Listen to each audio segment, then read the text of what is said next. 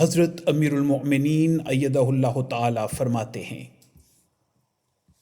جب ایک عورت کی سفارش کی گئی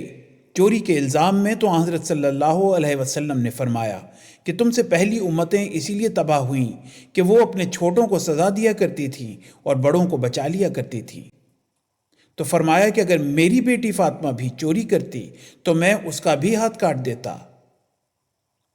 تو یہ ہے اسوہ امانت کو صحیح طور پر ادا کرنے کا اور خیانت سے بچنے کا، اور یہی تعلیم ہے جس کو لے کر جماعت احمدیہ کھڑی ہوئی ہے۔ بس ہر احمدی کا فرض ہے کہ اس معاشرے میں بڑا پھونک پھونک کر قدم رکھے۔ ہم نے معاشرے کی برائیوں سے اپنے آپ کو بچانا بھی ہے اور اپنے اندر امانت ادا کرنے کے حکم کو جاری اور قائم بھی رکھنا ہے، اور قرآن کریم کے اس حکم کو پیش نظر بھی رکھنا ہے کہ اعوذ باللہ من الشیطان الرجیم وَلَا تُجَادِلْ عَنِ الَّذِينَ يَخْتَانُونَ أَنفُسَهُمْ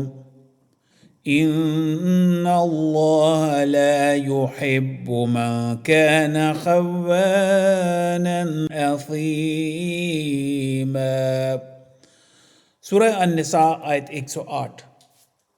اور لوگوں کی طرف سے بحث نہ کر جو اپنے نفسوں سے خیانت کرتے ہیں،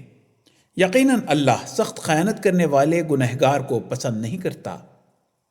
تو یہاں مزید کھولا کہ اللہ تعالیٰ یہ بالکل پسند نہیں کرتا کہ جو خائن ہے، چور ہے، غلط کام کرنے والا ہے، اس کی حمایت کی جائے، چاہے جتنے مرضی اونچے خاندان سے ہو، جتنے مرضی اونچے مقام کا ہو، اور قطع نظر اس کے کہ کس کی اولاد ہے، اگر وہ خیانت کا مرتکب ہوا ہے تو اس کو سزا ملنی چاہیے۔ اور حضرت صلی اللہ علیہ وسلم کا اسوہ ہمیشہ پیش نظر رکھنا چاہیے، کیونکہ اگر تم نے ایسے لوگوں سے رعایت کی تو نہ صرف تم اپنے آپ کو نقصان پہنچانے والے ہوگے بلکہ اپنے بھائیوں کو بھی نقصان پہنچا رہے ہوگے، کیونکہ ایسے شخص کو جب ایک دفعہ معاف کر دیا جائے تو اس کو جرت پیدا ہوتی ہے، اور یہی عموماً سامنے آتا ہے کہ پھر ایسے لوگ دھوکے دیتے رہتے ہیں۔ اگر تمہارا بھائی، بیٹا یا اور عزیز رشتہ دار ہے تو اس کے خیانتوں کی وجہ سے لوگوں کے نقصان پورے کرتے رہو گے، کیونکہ قریبی عزیز کو سزا سے بچانے کے لیے اور اپنی عزت کو بچانے کے لیے بعض دفعہ جن کو احساس ہو وہ نقصان پورے کرتے ہیں، بیچاروں کو قربانی دینی پڑتی ہے۔ تو جب اس طرح جرمانے بھرتے رہیں گے تو پھر اپنا بھی ساتھ نقصان کر رہے ہوں گے۔ تو فرمایا کہ ایسے سخت خیانت کرنے والے گنہگار کو اللہ پسند نہیں کرتا، اس لیے تم بھی اس کو چھوڑ دو، اس کو سزا لینے دو۔ ہو سکتا ہے کہ اس دفعہ یہ سزا اس کی اصلاح کا باعث ہو جائے،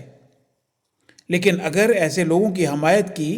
تو ایسا شخص تمہارے ساتھ جماعت کی بدنامی کا باعث بھی بنتا رہے گا۔ حوالہ خطبہ جمعہ فرمودہ 6 فروری 2004۔